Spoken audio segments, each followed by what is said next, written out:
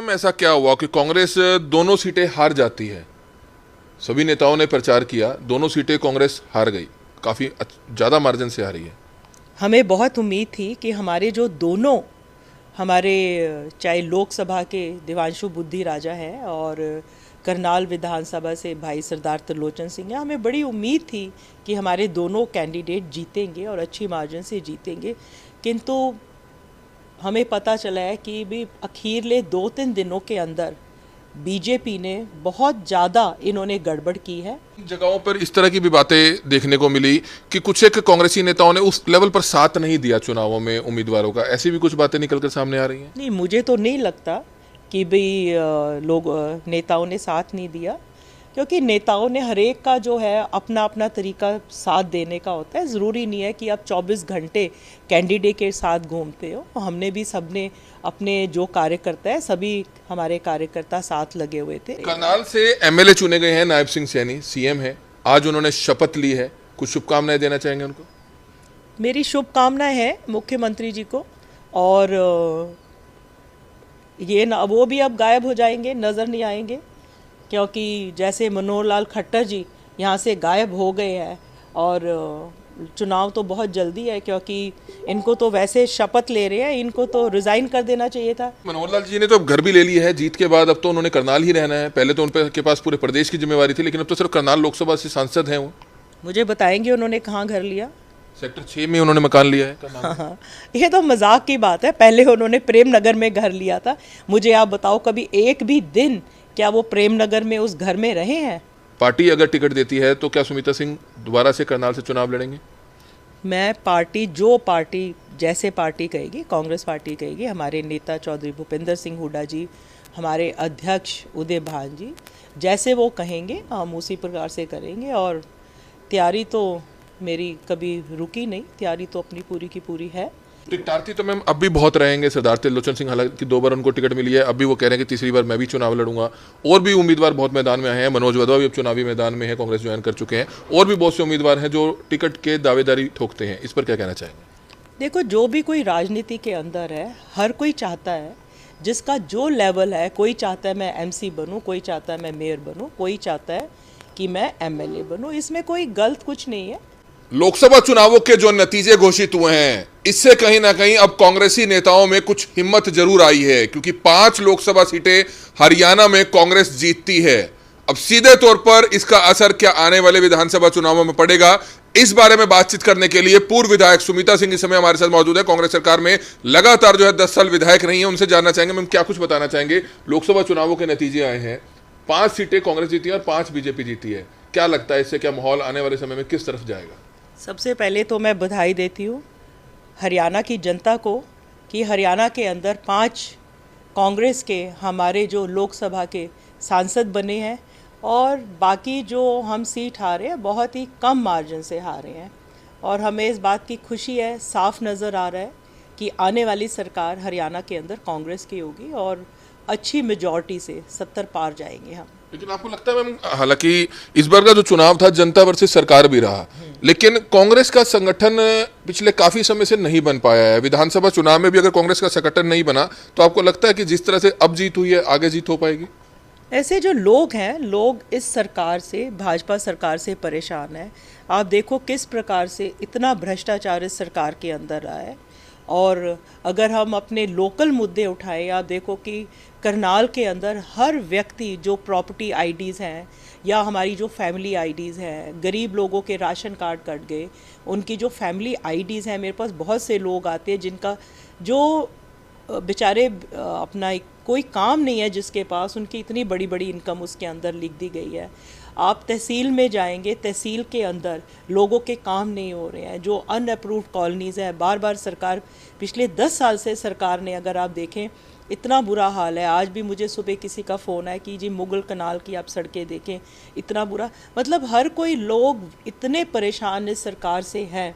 तो मुझे नहीं लगता कि कोई ऐसी दिक्कत आएगी, और लोग स्वयं कांग्रेस पार्टी को वोट देना चाहते हैं। लेकिन करनाल से मैम ऐसा क्या हुआ कि कांग्रेस दोनों सीटें हार जाती है? सभी नेताओं ने प्रचार किया, दोनों सीटें कांग्रेस हार गई, काफी ज्यादा मार्जिन से हारी है।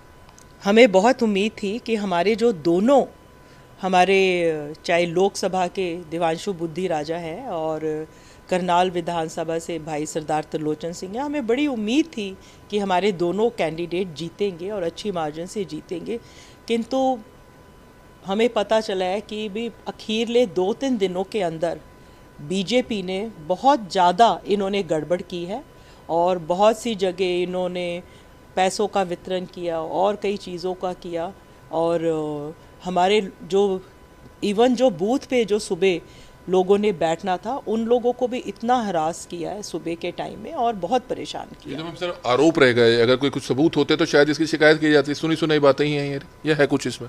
इन चीज़ों के सबूत तो नहीं मिलते, जिसने लिया वो नहीं बताता, जिसने दिया वो नहीं बताता है, पर बहुत जगह से हमें इस बात का पता चला है। लेकिन कई जगहों पर इस तरह की भी बातें देखने को मिली कि कुछ एक कांग्रेसी नेताओं ने उस लेवल पर साथ नहीं दिया चुनावों में उम्मीदवारों का, ऐसी भी कुछ बातें निकलकर सामने आ रही हैं। नहीं, मुझे तो नहीं लगता कि भाई लोग नेताओं ने साथ नहीं दिया, क्योंकि नेताओं ने हर एक का जो है अपना अपना तरीका साथ देने का होता है। ज़रूरी नहीं है कि आप 24 घंटे कैंडिडेट के साथ घूमते हो। हमने भी सबने अपने जो कार्यकर्ता है, सभी हमारे कार्यकर्ता साथ लगे हुए थे और सभी जो नेता थे जहाँ जिसकी ज़रूरत होती थी हर कोई वहाँ पर जा रहा था। मैं भी 2 चुनाव करनाल से लड़ी हूँ, तो स्वयं अपना चुनाव मैं खुद ही लड़ी हूँ। और नेता तो बड़े नेता तो आपकी कोई एक रैली पे आ जाते हैं, 2 रैली पे आ जाते हैं। भाई हमारे दीपेंद्र हुड्डा जी करनाल आए, उन्होंने कई कार्यक्रम किए। हमारे बड़े भाई हमारे पूर्व मुख्यमंत्री चौधरी भूपेंद्र सिंह हुड्डा जी आए यहाँ करनाल में, उन्होंने करनाल के अंदर 4 मीटिंग्स की। उसके बाद सचिन पायलट हैं, वो संभालका में आए हैं, प्रियंका गांधी जी पानीपत में आई हैं, दोनों कैंडिडेट्स का प्रचार करने के लिए। ऐसा नहीं है कि कोई बड़े नेता यहाँ पर नहीं आए हैं, सभी साथ थे। लेकिन आपको लगता है मैम विधानसभा चुनाव में इससे ज़्यादा मेहनत करनी पड़ेगी, अगर कांग्रेस ने इसी तरह से सीटें जीतनी है तो मेहनत ज़्यादा करनी पड़ेगी? हाँ बिल्कुल, हमें कभी भी किसी भी चीज़ को ओवर कॉन्फिडेंस, कई बार हमें ओवर कॉन्फिडेंस मार जाता है, हमें ओवर कॉन्फिडेंस में नहीं रहना। हर किसी को, जो हर कोई कांग्रेस के जो नेता भी हैं, जो कार्यकर्ता है, हर किसी को जो है बहुत मेहनत करनी पड़ेगी। और आपने जो पहले सवाल किया संगठन की बात की, संगठन होना भी पार्टी का बहुत ज़रूरी है। अगर संगठन होता है तो उनकी अपनी जो जिम्मेदारी हैं वो सभी, हमारे जिला अध्यक्ष होते हैं या हमारे ब्लॉक अध्यक्ष, आगे उनकी टीम होती है, तो हर कोई जो है अपने लेवल पे वो और अच्छा काम कर पाते हैं। इस चीज़ की तो हमारी कमी रही है और हम ये पर हमारे हाथ में नहीं है, तो बड़े नेताओं का काम है। हम उनसे भी, हम अब भी बात करेंगे कि चुनाव से पहले संगठन अगर बन जाए तो बहुत अच्छा रहेगा। करनाल से एमएलए चुने गए हैं नायब सिंह सैनी, सीएम है, आज उन्होंने शपथ ली है, कुछ शुभकामनाएं देना चाहेंगे उनको? मेरी शुभकामनाएं हैं मुख्यमंत्री जी को, और ये ना वो भी अब गायब हो जाएंगे, नज़र नहीं आएंगे, क्योंकि जैसे मनोहर लाल खट्टर जी यहाँ से गायब हो गए हैं और चुनाव तो बहुत जल्दी है, क्योंकि इनको तो वैसे शपथ ले रहे हैं, इनको तो रिज़ाइन कर देना चाहिए था। इनकी जो सरकार, इनके जो जो सरकार है, जो बीजेपी की सरकार है, वो मिनॉरिटी में है, उनके पास पूरे विधायक ही नहीं है। चुनाव लेने की जगह तो उनको, वैसे तो मैं बधाई देती हूँ, उनको तो रिज़ाइन कर देना चाहिए था। लेकिन मनोहर लाल जी ने तो अब घर भी ले लिया है जीत के बाद, अब तो उन्होंने करनाल ही रहना है। पहले तो उनके पास पूरे प्रदेश की जिम्मेवारी थी, लेकिन अब तो सिर्फ करनाल लोकसभा से सांसद हैं वो। मुझे बताएंगे उन्होंने कहाँ घर लिया? सेक्टर 6 में उन्होंने मकान लिया है करनाल में। हाँ, ये तो मजाक की बात है। पहले उन्होंने प्रेम नगर में घर लिया था। मुझे आप बताओ, कभी एक भी दिन क्या वो प्रेम नगर में उस घर में रहे हैं? और ये तो शायद उन्होंने किराए पे 2 या 3 महीने के लिए लिया है। जब वो अपना घर खरीदेंगे परमानेंट, तब लेंगे, तब देखेंगे। और अब किस तरह की तैयारी पूर्व विधायक सुमिता सिंह करेगी, क्योंकि चुनावों में, विधानसभा चुनावों में महज अब 3 से 4 महीने का समय रह चुका है। पार्टी अगर टिकट देती है तो क्या सुमिता सिंह दोबारा से करनाल से चुनाव लड़ेंगे? मैं पार्टी, जो पार्टी, जैसे पार्टी कहेगी, कांग्रेस पार्टी कहेगी, हमारे नेता चौधरी भूपेंद्र सिंह हुड्डा जी, हमारे अध्यक्ष उदय भान जी, जैसे वो कहेंगे हम उसी प्रकार से करेंगे। और तैयारी तो मेरी कभी रुकी नहीं, तैयारी तो अपनी पूरी की पूरी है। और मैं लोगों के बीच में रहती हूँ, लोगों के हर एक के, जिसका भी, जो मेरे जान पहचान के हमारे कांग्रेस के कार्यकर्ता हैं ये या शहर के, क्योंकि मैं करनाल की बेटी हूँ और करनाल में मेरी शादी हुई है। तकरीबन मैं बहुत लोगों को यहाँ जानती हूँ, मैं हर एक के दुख और सुख में उनके साथ रहती हूँ। टिकटार्थी तो मैम अब भी बहुत रहेंगे। सरदार त्रिलोचन सिंह, हालांकि 2 बार उनको टिकट मिली है, अब भी वो कह रहे हैं कि तीसरी बार मैं भी चुनाव लड़ूंगा। और भी उम्मीदवार बहुत मैदान में आए हैं। मनोज वधवा भी अब चुनावी मैदान में है, कांग्रेस ज्वाइन कर चुके हैं। और भी बहुत से उम्मीदवार हैं जो टिकट के दावेदारी ठोकते हैं। इस पर क्या कहना चाहेंगे?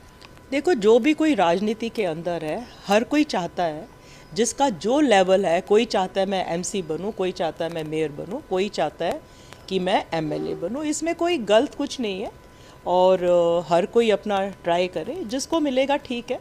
मैम, मेयर चुनाव हो या पार्षदों का जो चुनाव था, वो कार्यकाल खत्म हो चुका है, उनका टर्म जो था खत्म हो चुका है। शहर के विकास के लिए बहुत जरूरी है कि वो चुनाव हो समय रहते। क्या आपको लगता है कि विधानसभा चुनाव से पहले अब करनाल में जो चुनाव है, मेयर चुनाव या पार्षदों का चुनाव है, वो होगा? मुझे नहीं लगता चुनाव अभी यहाँ मेयर का या नगर निगम के चुनाव होंगे। अगर चुनाव इन्होंने कराने होते दिसंबर में, जो है 6 महीने हो चुके हैं, नगर निगम के चुनाव जो है होने चाहिए थे। अभी तक मुझे नहीं लगता है कि इन्होंने कुछ उसके ऊपर कार्य भी किया है। और अभी आचार संहिता है और अब इनकी सरकार गिरने वाली है, तो सरकार ने चुनाव अनाउंस करने हैं, इलेक्शन कमीशन ने करने हैं। मुझे नहीं लगता ये अभी करेंगे।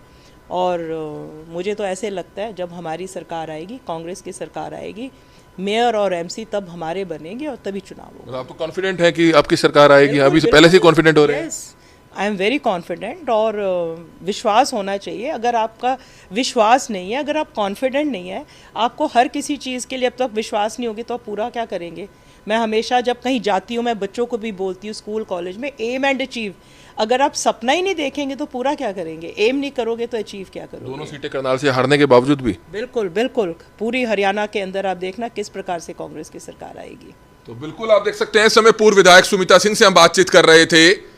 सीधे तौर पर कह रही हैं कि अगला जो विधानसभा चुनाव है हरियाणा में कांग्रेस जीतेगी। वहीं अगर बात करें अब मेयर चुनाव की, पार्षदों के चुनाव की, क्योंकि काफी समय से लंबित चल रहा है, क्या अब सरकार इस विधानसभा चुनाव से पहले वह मेयर चुनाव कराएगी या नहीं कराएगी, यह सवाल भी अपने आप में बड़ा गंभीर है। देखते हैं आगे क्या कुछ रहता है। कमल मिड्डा, करनाल ब्रेकिंग न्यूज, करनाल।